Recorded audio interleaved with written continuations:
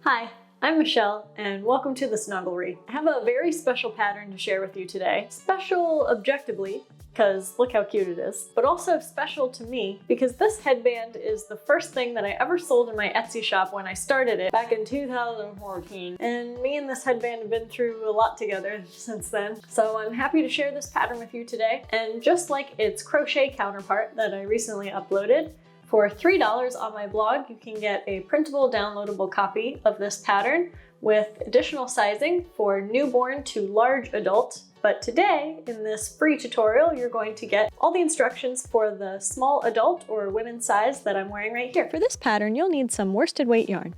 Today, I'm using Paintbox Yarn's Simply Aran. You won't use an entire ball, but we'll be holding the yarn 2 strands at a time, and I find using 2 balls to be the easiest way to do this. You can also use the end and middle strand of 1 ball. You'll also need a set of 5.5mm, aka US 9 knitting needles. And for this pattern in particular, I love to use these short 9-inch single-point bamboo needles from 𝓥𝓲𝓭𝓮𝓸𝓼. You'll also need a way to put 7 stitches on hold.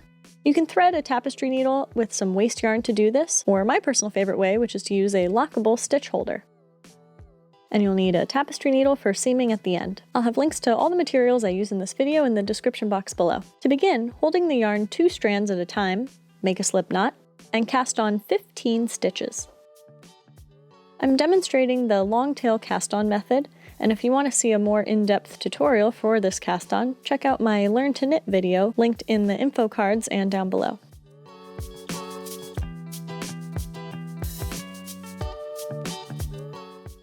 Next, we'll work a 1x1 rib, meaning you'll knit the first stitch,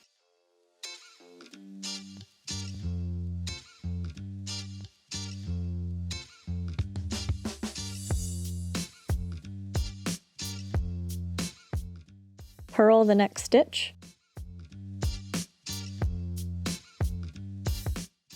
and continue working knit 1, purl 1 all the way across the row.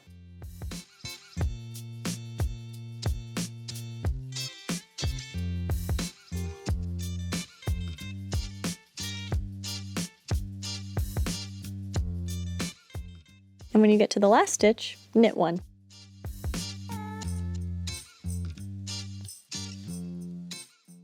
On the next row, to maintain the 1x1 rib pattern, begin with a purl 1.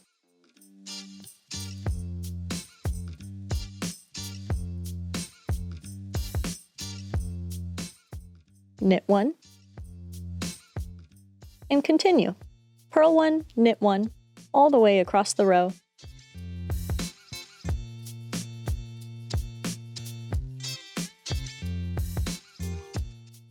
And purl the last stitch. So here's what we're doing. We're knitting the knits and purling the purls to get columns of knits and purls, creating our 1x1 rib. So continue working in 1x1 rib, and when your piece measures 6.5 inches, or 17 centimeters, it's time to put some stitches on hold. To do this, you'll first work in pattern, knitting the knits and purling the purls, across 6 stitches. And don't worry if for you, this row doesn't start with a purl stitch like it did for me. What matters more is the absolute measurements. So when you've worked 6 stitches, knit the next 2 stitches, stitches 7 and 8, together to decrease by 1. Now you'll have 7 stitches on each needle, and we'll put the 7 stitches from your left needle on hold. As I mentioned, you can hold them on a piece of scrap yarn, but I prefer to use one of these lockable stitch markers. I can just thread it through the stitches,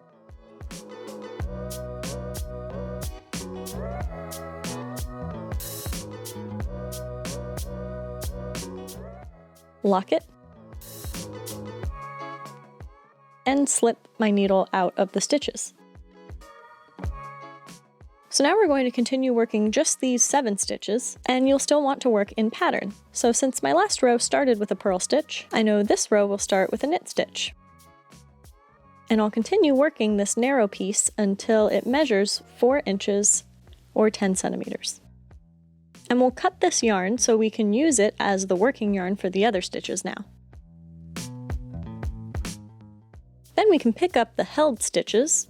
I'll slip them back onto my free needle.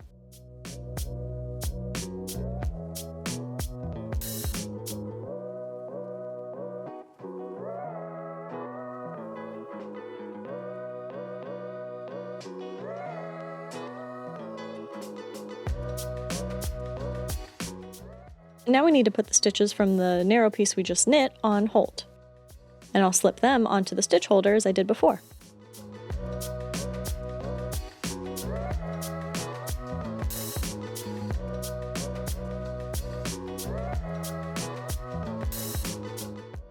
So fasten on to your other stitches and continue working the second narrow piece in pattern until it also measures 4 inches.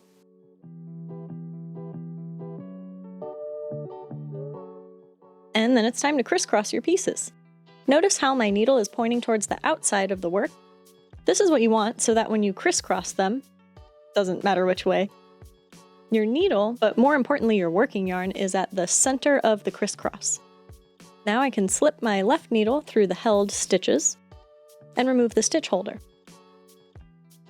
And I'll turn my work so the working yarn is in my right hand.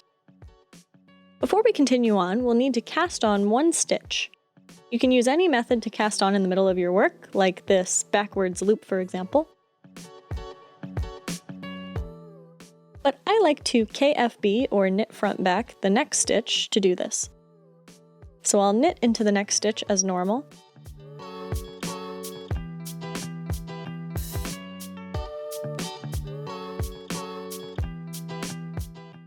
Then before slipping that stitch off my left needle, I'll knit into the back leg of that stitch too.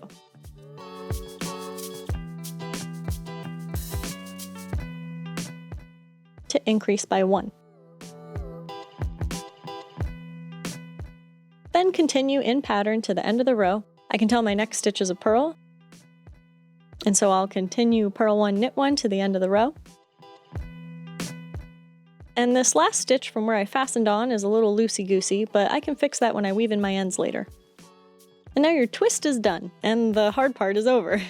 All that's left is to work in pattern, knitting the knits and purling the purls, until your second piece measures 6.5 inches as well, measuring right from this little crisscross pit here to the last row. Then you can bind off. I like to also bind off in pattern to match the stretchiness of the cast on, but you can use any bind off you'd like.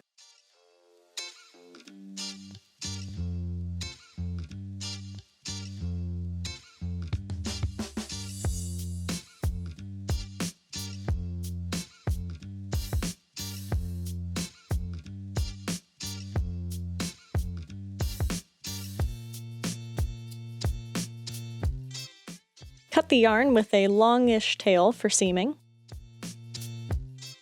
Thread a tapestry needle and seam the cast-on edge and bind-off edges together.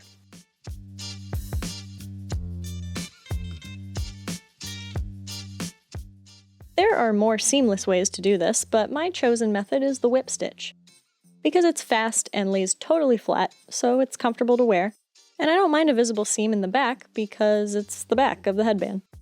I'm just working under the bind-off stitch and under the cast-on stitch, threading the yarn around and around.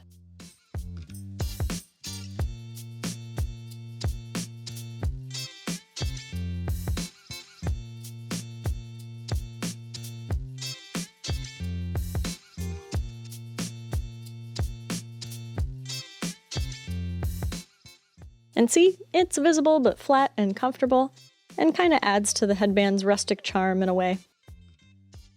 All that's left is to weave in your ends. Either side can be the right side with this particular headband, and I like the side with the purl edge showing the best, so I'm weaving my ends in on the other side. And there you have it, a knitted twist front turban style headband. I hope you enjoy whipping up a bunch of these babies as much as I did. Tag me on Instagram if you make your own, because I'd love to see it. Thank you so much for watching. I'll see you next time. Bye!